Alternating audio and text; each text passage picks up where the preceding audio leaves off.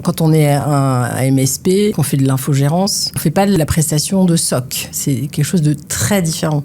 Donc déjà, il faut peut-être commencer par là. Est-ce que maintien en condition opérationnelle un système d'information, et je fais en sorte qu'il fonctionne, mais le protéger, c'est pas forcément mon boulot. C'est le boulot. Moi, je peux fournir des solutions, mais c'est votre travail à vous, clients, de savoir ce que vous voulez, quelle stratégie vous voulez adopter. Le shadow IA, c'est comme le shadow IT, ça existe. Si les salariés d'une MSP commencent à utiliser un outil qui n'est pas autorisé par la direction et dans laquelle ils vont uploader des documents confidentiels, soit du client, soit de l'entreprise, des process, des choses comme ça pose une difficulté évidente parce que c'est pas du tout encadré, on sait pas où ça va et probablement que c'est partagé après derrière et c'est absorbé par les moteurs d'IA et qui vont pouvoir éventuellement les réutiliser. Bonjour à tous et bienvenue dans ce nouvel épisode du podcast Entre deux tickets. On a la chance aujourd'hui de recevoir Cécile et Grégoire du cabinet Anders Avocats. Bonjour.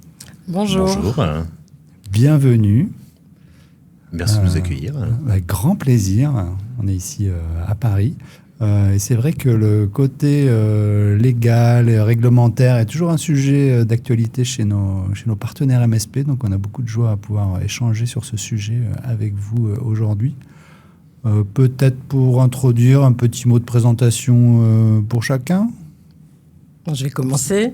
Donc, je suis Cécile Vernu-Daqui et j'accompagne mes clients qui sont à la fois des fournisseurs de services numériques au sens très large du terme, éditeurs de logiciels, intégrateurs, prestataires, ESN, fournisseurs de services managés. MSP. Ça tombe bien, MSP. Et puis les clients utilisateurs de ces services ou de ces solutions. Et je les accompagne notamment pour sécuriser leurs contrats, leurs projets informatiques. Je fais beaucoup de négociations de contrats, mais également pour les aider à mettre en place des solutions qui sont conformes à la réglementation numérique. On parle du RGPD, on parle des nouvelles réglementations DORA, NIS2. Et puis j'interviens également en droit de la cybersécurité. C'est assez nouveau. Je suis également membre du CLUSIF, qui est une association reconnue dans le domaine de la cyber. Et là, j'aide mes clients à gérer leur crise cyber. Ce qui n'est pas une mince affaire. Tout un programme. Et toi, Grégoire ? Et alors moi, je suis l'un des 8 associés du cabinet Anders. On a fait le choix de travailler de façon transverse en se disant qu'effectivement les expériences de chacun, plutôt que de travailler en silo, pouvaient effectivement s'enrichir. Et moi, j'interviens souvent avec Cécile sur le volet droit du travail et droit de la sécurité sociale. Et moi, j'accompagne en général mes clients qui sont toujours un peu réticents sur le volet droit du travail et se dire c'est beaucoup de contraintes, beaucoup de prud'hommes, beaucoup de gêne.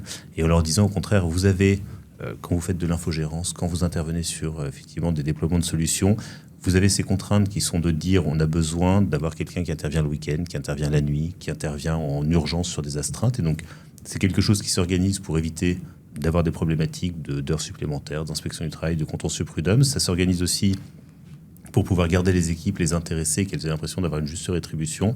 Et puis, j'interviens également sur des problématiques que rencontrent notamment les MSP, qui sont tous les contrôles URSSAF, parce que l'URSSAF est partout et que régulièrement, il faut pouvoir justifier malheureusement des frais professionnels qui sont remboursés, des déplacements. Quand vous avez des salariés en régie, effectivement, il y a un certain nombre de documents qui sont à mettre en place avant le contrôle URSSAF pour éviter le risque. Et puis, effectivement, quand il faut répondre à un contrôle URSSAF, je suis là également. Voilà. Pas des choses qui font toujours très plaisir, hein. On n'a pas dit que c'était le truc le plus joyeux, mais parfois, il faut y passer. Et l'idée, c'est vraiment dans la logique qu'on a avec Cécile et qu'on partage au cabinet, c'est d'essayer effectivement de mettre en place des solutions solides avant pour que, en comprenant clairement les besoins de nos clients et en s'adaptant, on trouve de la souplesse et que justement les risques soient aussi réduits que possible et qu'on reste sur quelque chose d'anecdotique en disant les avocats, certes, ont coupé les cheveux en 4, mais on a des solutions pratiques efficaces qui correspondent à nos besoins. Très bien, merci. C'est intéressant ce côté social. C'est vrai que c'est pas toujours un aspect que les gens creusent et que ce côté aussi, effectivement, comment je fais du 24/7, des choses comme ça. Tu as quelques petits tips sur le sujet pour les MSP qui voudraient un peu élargir leur couverture horaire ? Oui, ou qui voudraient simplement encadrer la couverture, parce que toutes ces MSP, vous les pour avez... le faire dans le cadre légal de l'URSSAF. Non, mais vous les avez, ces contraintes, et en général, c'est quelque chose qui se formalise par un accord d'entreprise. Alors, quelle que soit la taille de l'entreprise, effectivement, c'est toute petite, on peut passer, et on a cette facilité, par un référendum d'entreprise. Et il y a ce côté aussi, bonne pratique qui peut se mettre en place et qui est simplement formalisé par un écrit. Si on est des sociétés qui sont un peu plus grosses, on peut passer par le CSE, avec toujours cette souplesse de se dire, effectivement, le besoin de notre client, c'est que on sera appelé, effectivement, ça arrive tout le temps, le samedi après-midi, qui vient, quelle contrepartie, qu'est-ce qu'on a. Et au-delà du côté purement réglementaire et de comment on réduit les risques, c'est un double avantage. C'est ça permet de répondre aux besoins du client qui vous dit, effectivement, moi, je ne veux pas d'interruption d'activité, et donc débrouillez-vous, je veux une intervention ou une mise à jour ou une mise à niveau ou effectivement un curatif le week-end, et donc il faut qu'on puisse répondre à ce besoin-là. Et ça s'organise, c'est pas et où d'ailleurs ça permet aussi d'avoir des salariés qui ont l'impression d'avoir un cadre relativement clair, et ça réduit le turnover parce qu'il n'y a pas cette impression de parfois un peu nauséabonde de je suis lésé, c'est toujours sur moi que ça tombe et j'ai pas de contrepartie. On profite de moi. Exactement, voilà. Donc l'idée c'est de s'arranger, de faire de cet outil quelque chose qui permet d'avoir les bonnes pratiques et de garder une bonne ambiance dans l'entreprise. On parle beaucoup de risques aujourd'hui. Peut-être, Cécile, c'est quoi aujourd'hui pour toi les plus grands risques pour un MSP en lui-même? Pour moi, on a deux types de risques, mais qui sont finalement relativement liés. C'est le risque cyber, la perte de données, et puis le risque réglementaire. C'est-à-dire que parce qu'on a un contexte aujourd'hui d'attaques de plus en plus fréquentes, les MSP doivent se sécuriser et sécuriser leurs clients en réalité, et se sécuriser elles-mêmes. Et ça fait peser des contraintes assez fortes sur elles, et avec des risques de mise en cause de leur responsabilité par les clients en cas de piratage, par exemple. Alors ça se gère aussi, ça se manage de façon assez pratique par le contrat, mais c'est deux risques que j'identifie principaux. Est-ce que des fois les cordonniers ne sont pas les plus mal chaussés dans le secteur? Certainement. Je ne citerai pas de nom. Oui, mais c'est vrai qu'on en a vu aussi aux États-Unis. C'est vrai que les MSP, des fois, ne se rendent pas toujours compte de la responsabilité qu'ils ont, et surtout leur propre sécurité devrait être probablement 10 fois plus supérieure à celle de leurs clients. C'est assez juste. Moi, j'observe parmi les MSP que j'accompagne, qui ne sont pas forcément nécessairement des grosses structures. On a des PME entre 10 et 25 personnes. Un manque de maturité évident sur ce sujet de la cyber, en fait. Alors toi qui es spécialiste des contrats, je pense que la première chose que nous demande un MSP, tu pourras confirmer, est-ce que vous auriez un contrat MSP tout prêt à nous donner? Alors quoi répondre? On a toujours des modèles, mais bien sûr qu'il faut adapter au service qui est fourni, au périmètre qui est attendu par le client.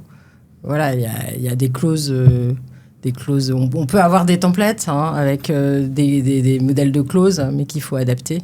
Et de toute façon, ça suffit pas nécessairement à avoir un contrat qui va coller aux besoins du client, au périmètre du contrat. Voilà. Moi, j'ai une petite question. Là, les gens qui nous regardent, ils sont plus ou moins petits, un peu plus gros. Déjà, commencer par, ce serait quoi, quand on parle de risque cyber et que le prestataire informatique offre un service où il s'expose, c'est quoi le kit de départ de sécurité qu'il faut prévoir dans ces contrats, et jusqu'où on peut aller? Est-ce que tu aurais des... Voilà, si vous voulez vous lancer sur du service managé, et il y a au moins ça, et après on peut monter peut-être dans la protection juridique. Alors c'est une excellente question, et je pense qu'il ne faut pas, quand on est un MSP et qu'on fait de l'infogérance, on ne fait pas de la prestation de SOC. C'est quelque chose de très différent. Donc déjà, il faut peut-être commencer par là. Est-ce que moi, je maintiens en condition opérationnelle un système d'information et je fais en sorte qu'il fonctionne? Mais le protéger, c'est pas forcément mon boulot. C'est le boulot. Moi, je peux fournir des solutions, mais c'est votre travail à vous, clients, de savoir ce que vous voulez, quelle stratégie vous voulez adopter sur la protection de votre système. Et éventuellement, peut-être, je peux soit vous orienter, soit fournir moi-même des prestations SOC. Mais déjà, il faut commencer par c'est quoi mon métier, c'est quoi ma prestation. C'est hyper important parce que les responsabilités ne sont pas les mêmes. Donc le contrat type, il ne marche pas là. Un contrat pour tout le monde. Non, le contrat type, il ne va pas marcher. Un contrat de SOC, c'est hyper spécifique, évidemment. Mais si on part sur la prestation de base, de maintien en condition opérationnelle d'un système d'information, avec tous les à côté, je commande du matériel, je commande des licences, etc. Il faut vraiment être super précis sur le périmètre du contrat. Ce que je fais et ce que je ne fais pas. Et il faut être transparent aussi vis-à-vis du client. Pour moi, c'est ça le kit de départ. Et après, si on monte un peu plus sur des sociétés un peu plus grosses, ce serait quoi les enjeux pour se protéger? Est-ce qu'il y a des assurances spécifiques? Il faut le mettre dans le contrat? On limite le montant d'une indemnité? Oui, la première chose à vérifier, c'est est-ce que dans votre contrat, vous avez inclus une clause de limitation ou de plafond de responsabilité. C'est-à-dire que si demain, on vient vous chercher en responsabilité sur le fondement d'un manquement à votre obligation contractuelle, tiens, t'as oublié de me dire ça, tu m'as pas fourni ça n'a pas fonctionné, etc. Et ça a occasionné des pertes chez moi, ça a touché ma production, j'ai pas pu travailler, j'ai une perte financière importante. Eh bien, vous pouvez éventuellement être tenu responsable si vous avez commis une faute, si c'est prouvé, etc. Les conditions classiques de la mise en cause d'une responsabilité. Mais si vous avez plafonné votre risque et que la clause est valable, alors en fait, vous ne serez tenu à indemniser votre client qu'à hauteur du plafond que vous avez négocié avec lui. Il peut y avoir des assurances qui sont aussi prises et qui vont venir vous aider dans la défense que vous allez devoir mettre en place dans la mise en cause de votre responsabilité par votre client. Mais le premier outil, c'est le contrat. Et comment on va contrebalancer ce risque? Le MSP va prendre une assurance justement pour couvrir ce risque. C'est quoi les bonnes pratiques? Oui, votre assurance RC Pro, il faut aller voir votre courtier. Généralement, c'est un courtier. Et puis, il faut discuter des risques et les couvrir à la juste hauteur des enjeux contractuels et de la taille des entreprises avec lesquelles vous travaillez. Et effectivement, une bonne pratique, c'est d'avoir une assurance RC Pro, mais il faut bien lire son contrat aussi pour être certain qu'on va être indemnisé et que la garantie va jouer quand on va faire une bêtise. Est-ce que tu vois, nous on a entendu parler d'affaires, mais les clients qui commencent à se retourner contre les prestataires et qui n'avaient pas un contrat super propre? Alors oui, c'est un peu c'est pas mon quotidien, mais disons que moi j'ai eu plusieurs cas à traiter de clients qui justement étaient attaqués. C'est souvent ça. C'est pas que ça, mais c'est souvent ça. On est attaqué et on essaye de trouver des responsables et d'aller chercher des indemnisations là où on peut, et on se retourne très souvent contre son fournisseur. Une question pour faire le lien avec le social. Est-ce que le prestataire, lui, pourrait se retourner contre son salarié s'il a fait une erreur, il aurait dû suivre une procédure, tu checkes les sauvegardes tous les X, tu regardes si ça... Est-ce qu'il y a ce genre de logique ou pas? La logique, elle est... Oui, on peut licencier un salarié, mais le salarié n'est jamais responsable financièrement, sauf si on arrive à démontrer que sciemment et délibérément, il a effectivement manqué à ses obligations. On a eu un dossier il n'y a pas très longtemps d'un salarié qui, en partant parce qu'il n'était pas content, parce qu'il avait eu un avertissement, a balancé dans la nature 15 ou 20 000 mots de passe pour se venger. Donc là, effectivement, il engage sa responsabilité, on est au-delà d'eux. Après, et là où Cécile a raison, c'est peut-être dans les préventions, c'est vérifier que les salariés soient formés, mais ça, c'est le rôle des MSP qui, effectivement, évaluent régulièrement leurs collaborateurs, et vérifier aussi que, de la même façon que le client connaît le cahier des charges, vérifier que les collaborateurs aient un cahier des charges clair et identifié, une formation à jour, et ça permet, le cas échéant, effectivement, d'identifier tout de suite, alors soit des besoins de formation, soit s'il y a des vraies difficultés, effectivement, de se séparer du collaborateur avec des bases qui sont claires et objectives, en disant, effectivement, dans ta feuille de route, tu avais un certain nombre de missions à remplir, ou on attendait de toi des missions de conseil que tu n'as pas eues, et à ce moment-là, effectivement, on a, alors idéalement, le client n'est pas encore déjà en contentieux avec le MSP, mais ça permet d'identifier l'insatisfaction client et de sortir le collaborateur qui est la source du problème. Ouais, donc il n'y a pas de responsabilité, mais il y a un potentiel faute grave, etc. Exactement. Est-ce que ça, on l'encadre dans le contrat de travail, une fiche de poste, éventuellement dans une charte informatique peut-être dédiée aux prestataires de service managés ou pas? Alors la charte informatique, en général, elle est plutôt chez le client, et ça peut être aussi une valeur effectivement sur laquelle tu peux travailler aussi là-dessus, en disant, une fois qu'on a mis l'outil effectivement chez le client, il y a probablement du sens aussi à dire chez les utilisateurs, effectivement, voilà effectivement à quoi sert l'outil, ce qu'il faut faire, ce qu'il ne faut pas faire. Pour le salarié, effectivement, c'est en général la fiche de poste et c'est les compétences. Mais sur ce volet-là, effectivement, l'encadrement MSP, c'est de la relation employeur-salarié assez classique. Mais par contre, je pense qu'on a les bonnes pratiques. C'est probablement que le MSP puisse former, ou en tout cas informer, les salariés ou les utilisateurs de ces services. Mmh. J'ai une autre question. Alors moi, j'adore le monde du légal. Donc, après, je passerai peut-être le micro à Thomas. J'aurais peut-être voulu être avocat dans une autre vie. J'ai une question. Ça, c'est... alors, il y a une pratique, c'est plutôt aux US. Un prestataire, un MSP dit à son client, voilà, moi, je vous préconise de mettre en place tel niveau de sécurité pour repartir. Vous refusez, parce que pour X ou Y raison, dans ce cas-là, vous me signez une décharge. Est-ce que si le client joue pas le jeu, c'est-à-dire qu'il attend une prestation de service et que derrière, il faut quand même qu'il joue le jeu en termes potentiellement d'investissement, renouvellement d'infrastructures pour pas que ce soit trop vieillissant ou de niveau de sécurité. Est-ce que ça peut s'encadrer dans un contrat en disant, voilà, moi, ce que j'attends de vous, monsieur le client, c'est moi, je vais m'engager, je vous demande de vous engager. C'est vraiment, je connais pas la réponse, je sais pas, mais est-ce que ça peut s'encadrer pour responsabiliser le client ? Tout à fait. Tout à fait.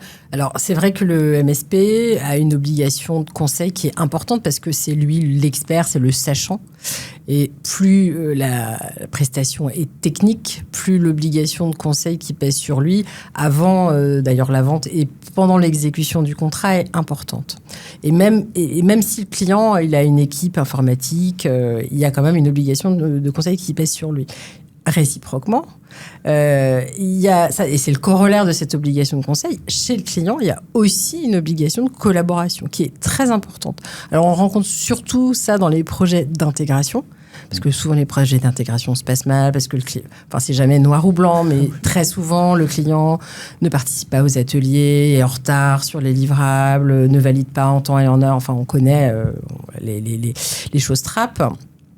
De la même manière, à mon avis, que pour les projets d'intégration, on pourrait très bien faire une sorte de matrice de responsabilité qui serait annexée au contrat en disant voilà ce que je fais, voilà ce qui est de ma responsabilité et voilà ce qui est de votre responsabilité.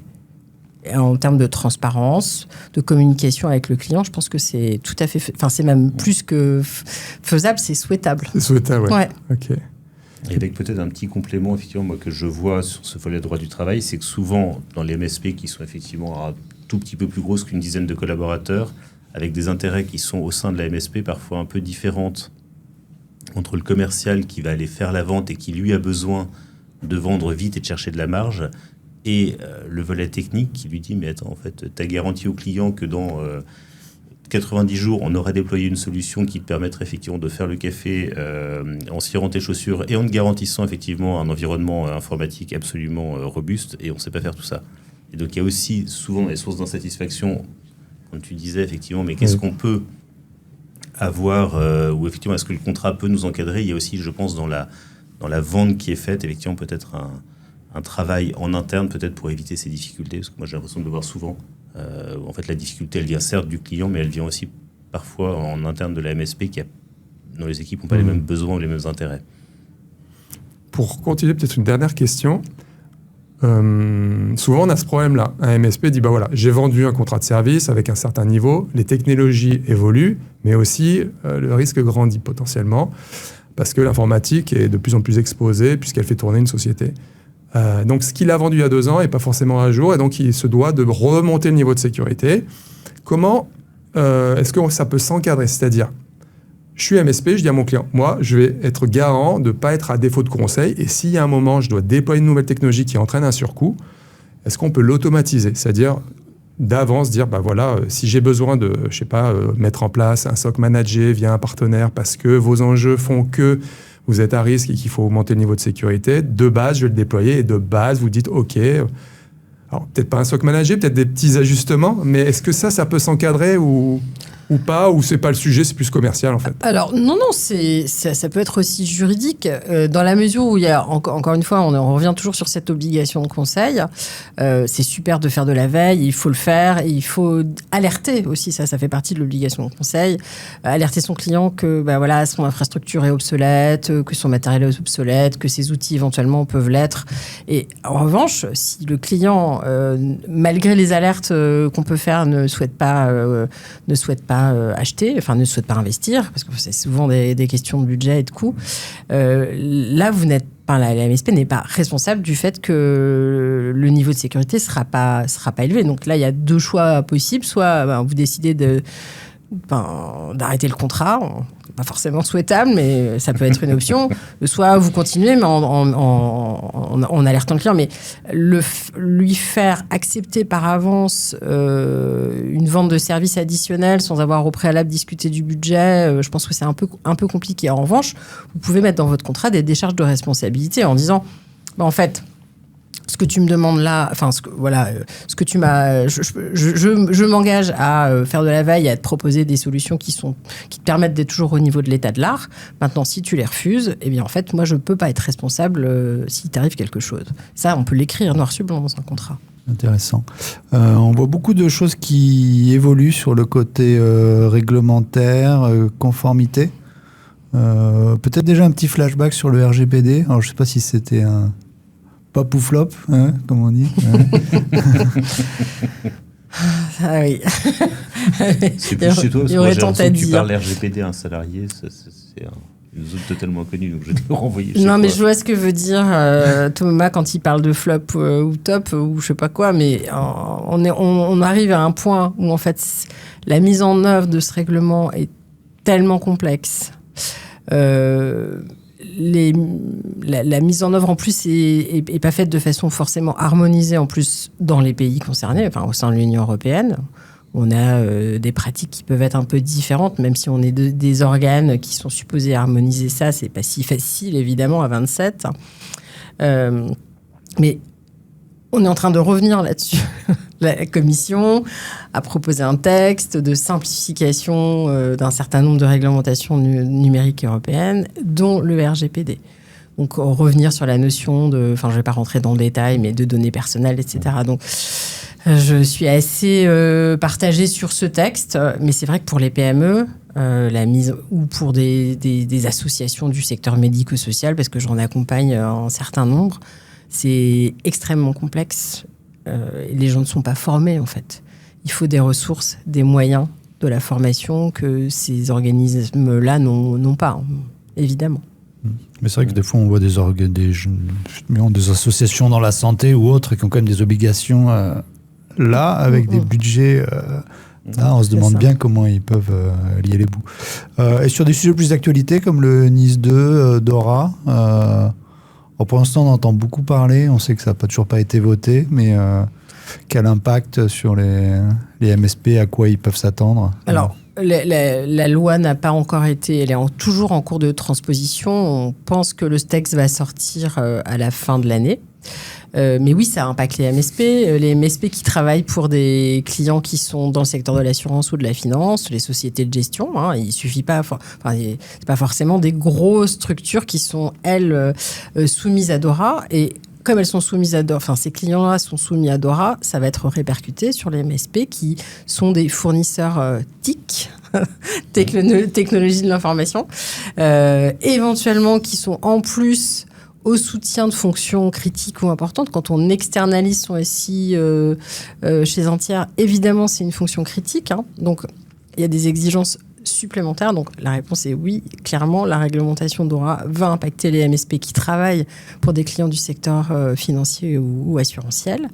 Et quant à Nice 2, alors peut-être c'est peut-être moins le cas. Pour être éligible à Nice 2, il faut faire partie d'un secteur particulier, des secteurs qui sont d'une importance sociétale assez forte. Là encore, je pense que l'impact il sera indirect, c'est-à-dire que si vous travaillez pour une entreprise, par exemple, qui fabrique des produits, ou que vous avez travaillé pour un hôpital ou une structure du secteur de la santé, par exemple, eh bien, vous pouvez être impacté par Nice 2. Pourquoi ? Parce que ça va vous imposer, le client va vous imposer des mesures de résilience informatique et cyber plus importantes. Et ça va impacter aussi vos contrats, parce qu'ils devront répercuter dans leurs contrats des clauses obligatoires. Donc même un MSP qui n'est pas forcément soumis directement à Nice 2, parce qu'il est moins de 50 personnes, Même s'il était plus de 50 personnes, il serait soumis, non, si ça dépend du secteur d'activité. Ouais. Enfin, voilà, il faut faire le test maintenant sur l'ANSSI. L'ANSSI a publié, voilà. Vous pouvez faire un test et puis ensuite vous commencez à vous enregistrer si vous considérez que vous êtes soumis à NIS 2. Mais en tout cas, même quelqu'un qui n'est pas soumis, enfin un MSP, si potentiellement il a dans ses clients des gens qui sont soumis à NIS 2, il a quand même intérêt à se préparer un minimum. Ah bah clairement. À regarder sa documentation de sécurité. Est-ce qu'il a un plan d'assurance sécurité? Est-ce qu'il a un PCA, un plan de reprise d'activité? Enfin, PCA, plan de continuité d'activité, mais je pense que vos auditeurs savent ce que c'est. PRA, plan de reprise d'activité. Ouais, voilà, donc toutes ces documentations-là, faut bien les revoir et il faut surtout que, en fait, quand on ouvre le capot et qu'on met les mains dans le moteur, ça correspond à quelque chose, quoi. Ça brille. Parce que c'est bien d'avoir la doc, mais ça suffit pas, malheureusement. Et sur ce côté un peu social, quand on parle de sécuriser un peu ses salariés, on parle beaucoup de télétravail, je pense, dans notre secteur. Je ne sais pas si tu as un peu des aiguillages sur la réglementation autour du télétravail. Alors, depuis 2017, la magie du changement des ordonnances Macron, c'est que le télétravail, effectivement, s'est complètement démocratisé et qu'il y a un certain nombre de verrous qui organisaient le télétravail qui ont sauté, notamment l'obligation d'indemniser les salariés. Alors, ça peut être quelque chose d'attractif qui est rajouté, mais c'est totalement facultatif. Et moi, j'ai énormément d'entreprises aujourd'hui qui te disent, effectivement, sur le télétravail, c'est un choix du collaborateur.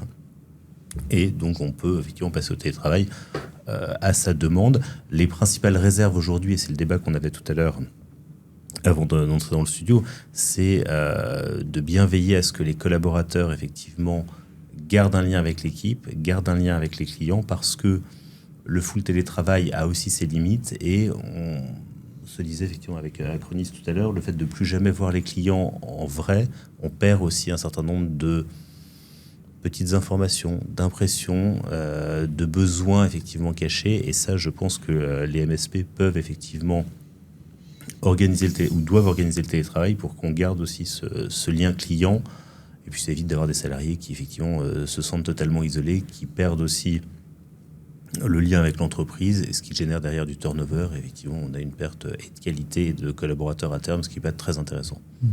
Peut-être pour rebondir sur la partie télétravail et faire le lien avec la cybersécurité, il faut bien encadrer le télétravail et les modalités, les conditions dans lesquelles les salariés vont pouvoir faire du travail à distance, notamment s'ils interviennent sur le SI du client. Enfin voilà, parce que ça peut occasionner aussi Enfin, tu as une exposition au risque, en fait, qui peut être plus importante si tu es en télétravail. Si tu es à distance, ouais, exactement. Ouais. Voilà. Et il y a probablement effectivement une assurance à prendre, effectivement, au-delà de la formation, mais cette assurance à prendre en disant effectivement qu'est-ce qui se passe si le collaborateur depuis ce bureau effectivement intervient au nom des MSP, intervient chez un client ou un utilisateur, que des données sont perdues ou qu'il y a une brèche effectivement alors effectivement, excusez, sous le capot, qui fait quoi, et puis il y a effectivement qui est responsable pour pas que la MSP se retrouve en danger. Oui. Donc, oui, télétravail chez les MSP, oui, mais de façon sécurisée. Ouais. C'est ça. Exactement. Alors, je ne sais pas si de votre prisme, vous voyez un peu ce mouvement de retour au bureau. On va t'en parler un petit peu, mais... Alors, j'ai l'impression que moi, il y a une forme d'antagonisme entre les employeurs qui disent on aimerait un retour au bureau, avec un mouvement qui s'impose en disant un jour, peut-être deux.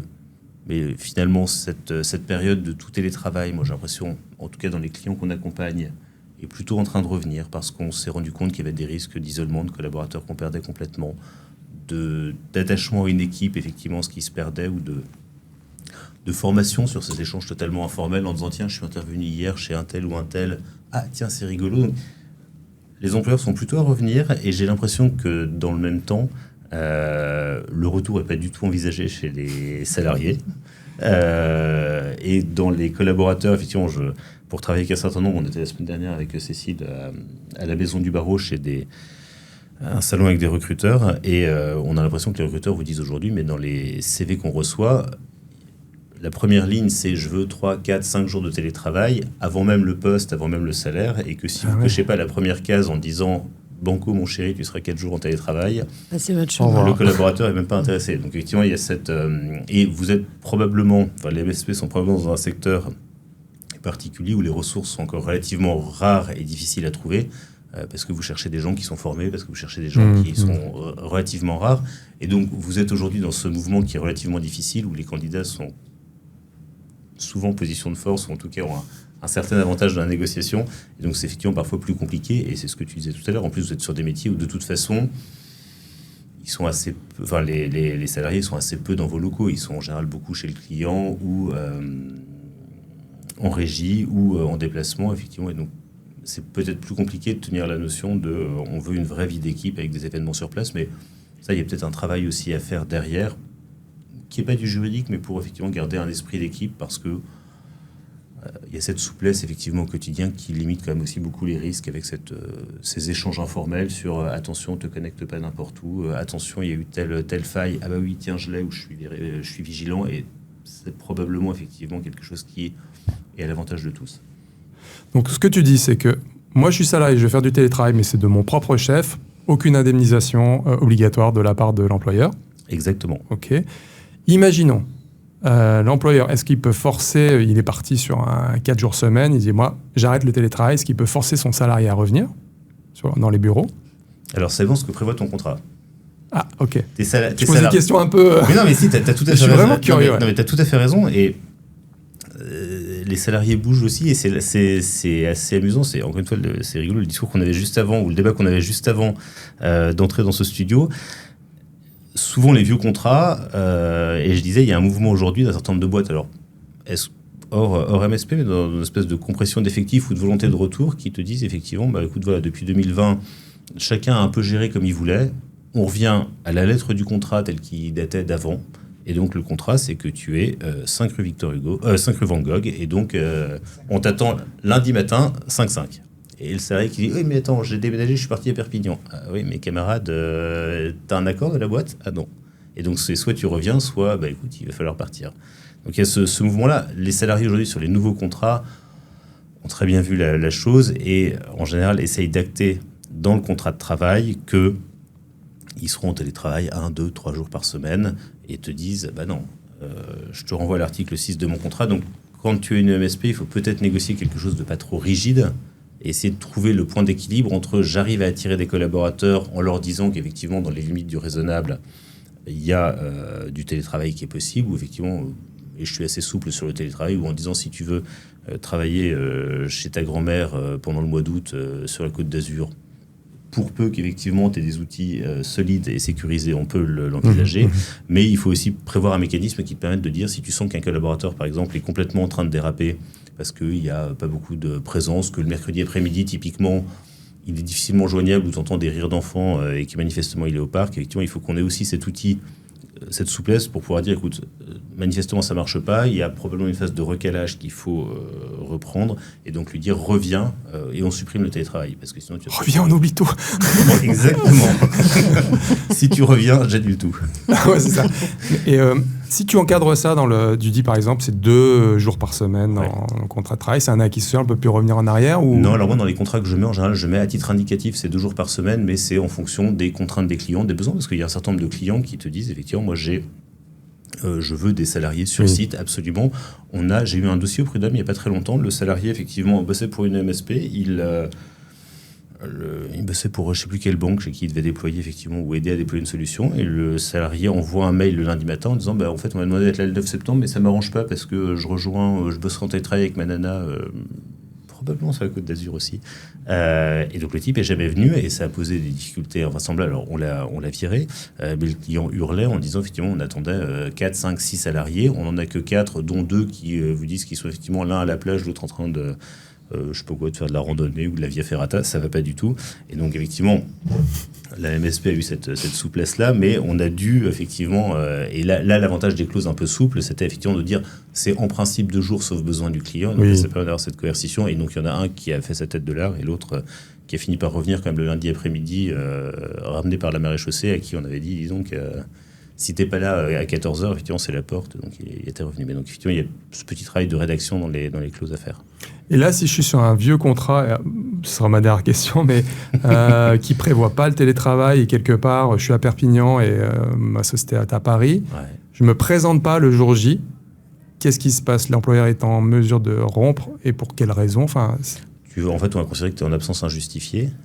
Si tu as ton contrat, effectivement, que tu as signé en 2015 avec une adresse à Paris et la boîte la MSP est à Paris, tu choisis de déménager parce que pour des motifs totalement personnels et la boîte a une certaine souplesse.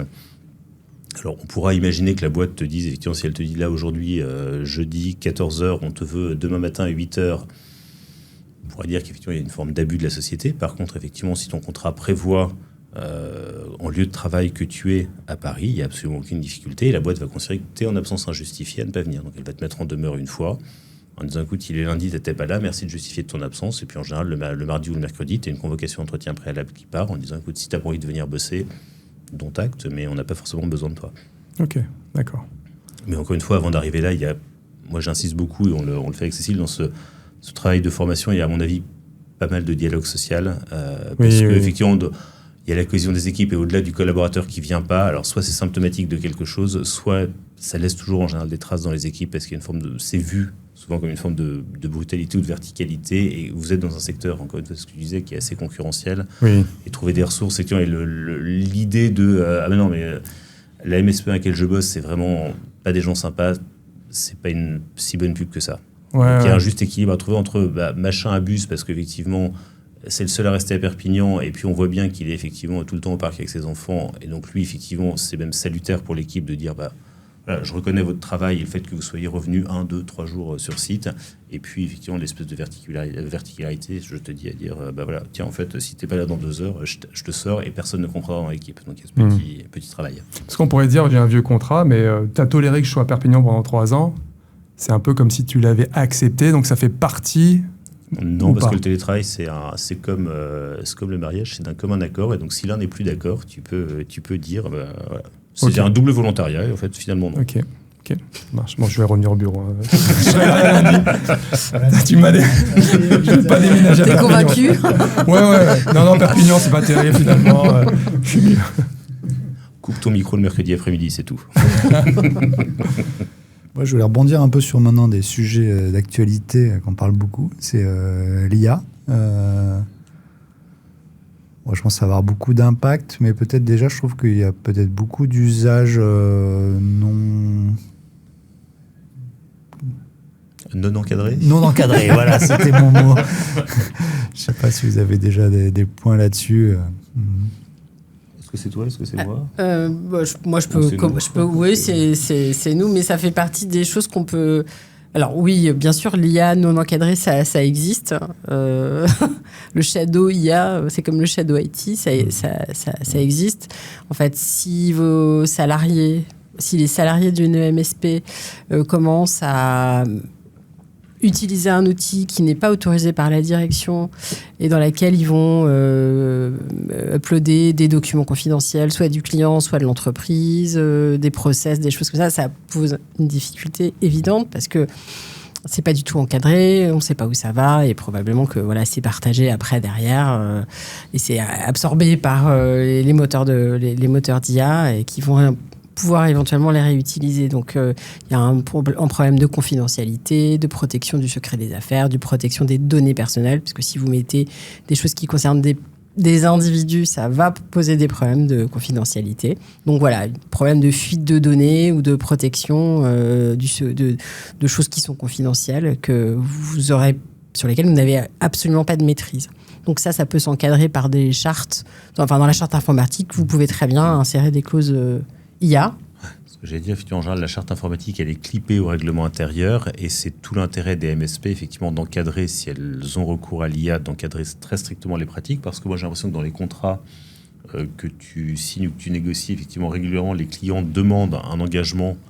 En tout cas, moi, je vois apparaître de plus en plus des demandes des clients en disant on veut l'engagement ferme et formel que les données sur lesquelles vous travaillerez ne seront pas issues d'IA ou d'une IA qui est clairement identifiée. Et avec effectivement toute cette question de quel document vous mettez, quelle formule, quel code. disons, problématique.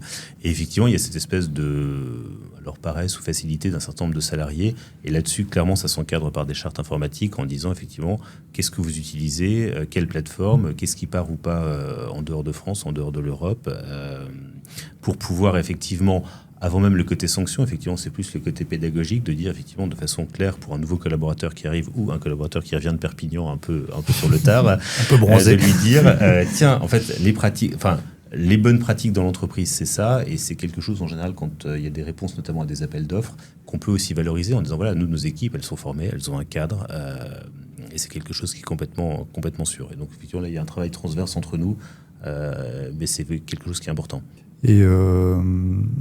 Et comment vous voyez l'évolution du travail ? On parle beaucoup que l'IA va remplacer l'humain. Mais d'ailleurs, l'année prochaine, on ne sera plus là. Peut-être même dans vos métiers. Notamment dans nos métiers, oui, il y a des vrais, il y a des vraies évolutions. Et l'idée, c'est à mon avis, c'est de saisir toute cette chance, de saisir ça comme une chance, effectivement, de s'adapter. On voit, il y a un certain nombre d'outils qui permettent d'aller chercher beaucoup plus vite des décisions, de suggérer des solutions, qui permettent de prédire à la probabilité un certain nombre de décisions de justice.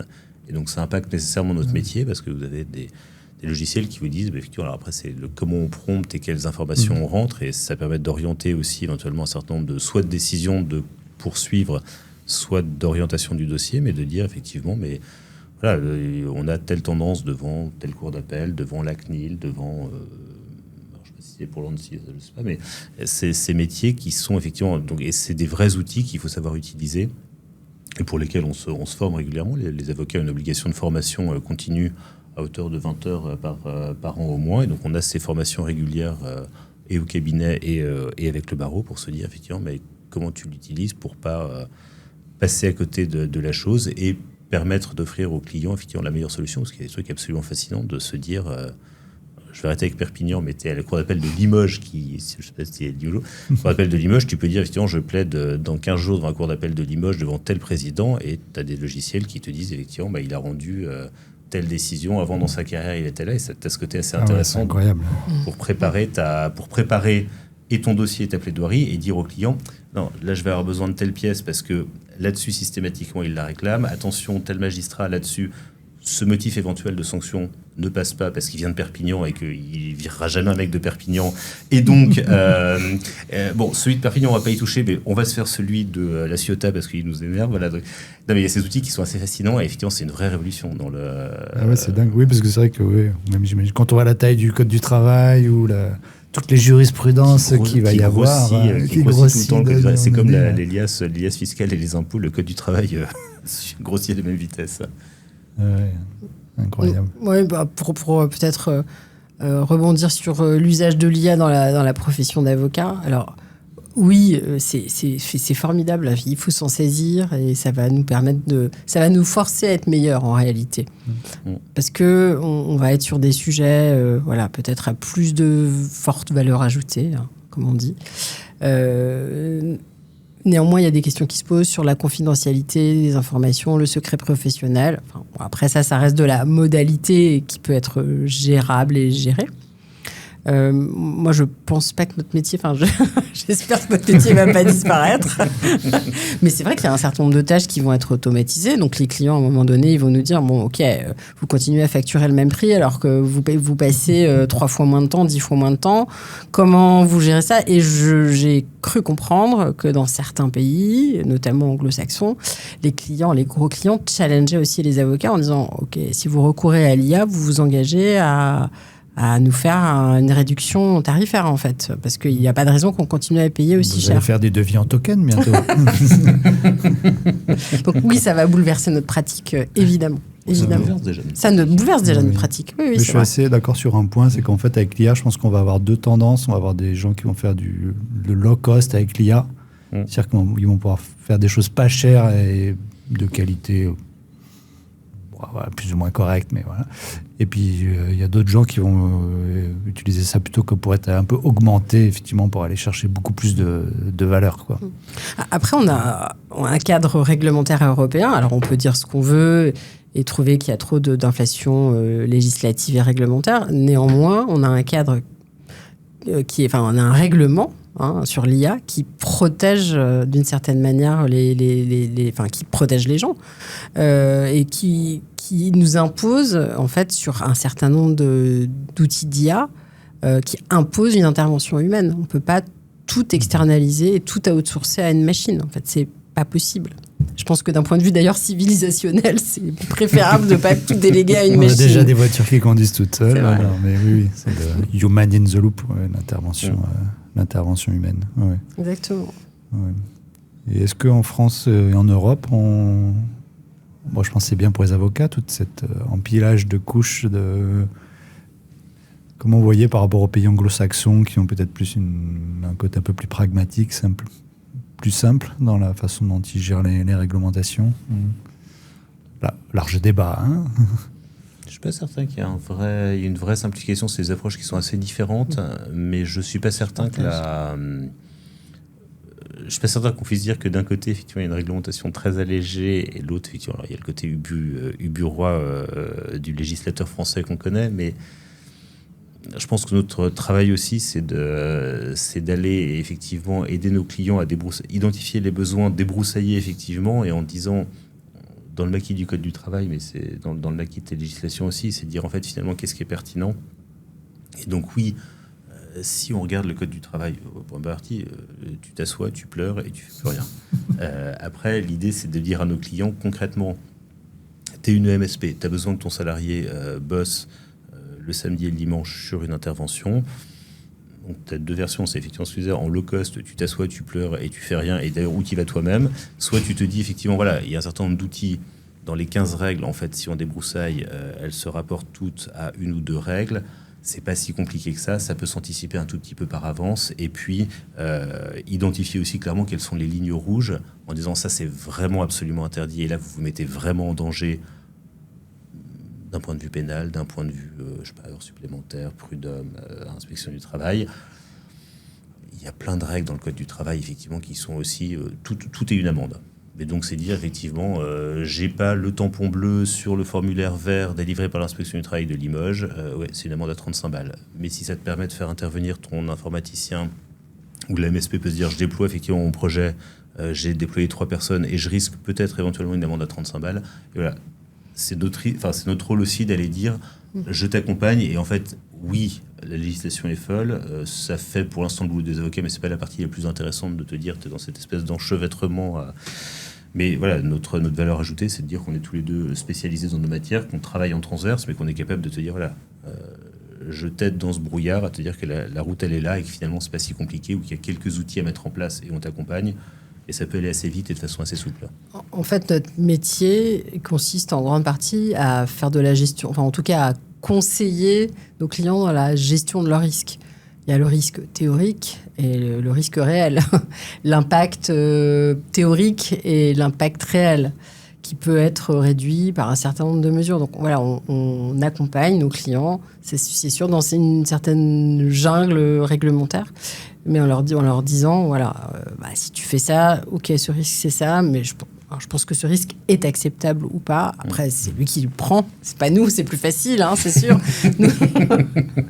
Mais c'est pour grande partie ça, aujourd'hui, notre métier, d'avoir la connaissance de la réglementation. Alors, c'est pas toujours facile, parce que ça change beaucoup, notamment dans mon secteur. Mais c'est de permettre d'avoir un fil conducteur, de dire bon voilà, ça me paraît jouable, ça c'est pas encore le cas, ça personne viendra te chercher là-dessus, l'amende à 35 €, voilà. C'est aussi valable dans mon secteur. On parlait du RGPD tout à l'heure.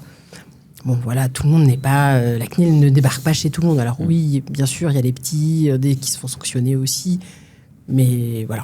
Il faut savoir placer le curseur à la bonne hauteur. Pour te donner un exemple, typiquement, est-ce que je disais sur la CNIL qui débarque pas partout, moi j'ai l'impression qu'en droit du travail, on a eu beaucoup de salariés qui ont vu, ou d'avocats de salariés qui ont vu le côté RGPD et qui se sont dit, on peut demander la communication de toutes les données personnelles. Et donc tu licencies un salarié et dans la seconde, tu avais, je conteste mon licenciement et je veux la totalité des données personnelles qui me concernent, avec effectivement un retour vers la MSP en disant, aidez-nous à fournir ça, ou comment c'est organisé. Et avec le côté CNIL qui était hyper contraignant, tu as la petite boîte de 15-20 salariés, ou là même l'ETI, tu vois. son salarié qui reçoit ça, qui se retourne vers sa MSP en disant qu'est-ce qu'il faut que je file, le type est resté depuis 3 ans, dès qu'il y a son nom, est-ce que c'est une donnée personnelle? Alors tu dis attends mais c'est compliqué, il y a ses mails, ses machins, et puis en fait finalement là pour revenir à ce que je disais tout à l'heure, ça fait plutôt pchit parce qu'en fait la CNIL a été saturée de demandes de types qui disaient je veux tous mes mails sur 3 ans, la boîte qui disait attends c'est le secret des affaires. Ah, c'est une première exception au RGPD. Attends, il y a le nom de... Tu l'envoies à Frédéric. Ah, il y a le nom de Frédéric. Donc, c'est aussi une donnée personnelle de Frédéric. Il faut demander à Frédéric. Et tu crées... En fait, tu vois, on a créé une espèce de contre... Il y a un contre-feu qui a été créé par les avocats d'employeurs, notamment pour protéger les boîtes et les MSP derrière. Et au final, aujourd'hui, le risque, tu n'as plus aucune demande, ou quasiment plus aucune demande qui est faite au titre du RGPD parce que ça a fait pchit, que le risque, toi, les avocats de service se sont rendus compte que le risque, en fait, la CNIL avait autre chose à faire et que sur des dossiers où tu as des fuites massives de données, là, elles interviennent. Germain qui se fait virer parce qu'il bossait pas. Bon, la CNIL ne débarque pas. Et donc, c'est aussi pour rassurer, parce qu'effectivement, le premier réflexe sur l'IA, les clients vont voir sur Internet et te disent j'ai demandé à Chat qui me dit que effectivement tout le monde finit à Guantanamo parce que j'ai pas donné mes données personnelles. Et ça va dire bah, écoute, détends-toi. Ça va bien se passer, madame. T'as une boulangerie à Bourges, je pense que Guantanamo, il y a une étape. Ça va, le GIGN ne va pas débarquer demain. J'avais une petite question pratique sur un peu là-dessus. On avait dans notre communauté quelqu'un qui se posait la question justement parce que les MSP gèrent beaucoup de tickets et du coup dans les tickets, bon, on peut anonymiser si quelqu'un s'en va, mais il y a des mails, etc. Comme tu disais, il y a plein de choses. Alors, est-ce que c'est quasi impossible de tout supprimer Ça répond un peu à ce que tu disais, c'est des choses où aujourd'hui on arrive un peu à éviter. Alors je parle sur les juridictions sociales, mais on n'a peut-être pas le même volet, la même approche là-dessus avec Cécile.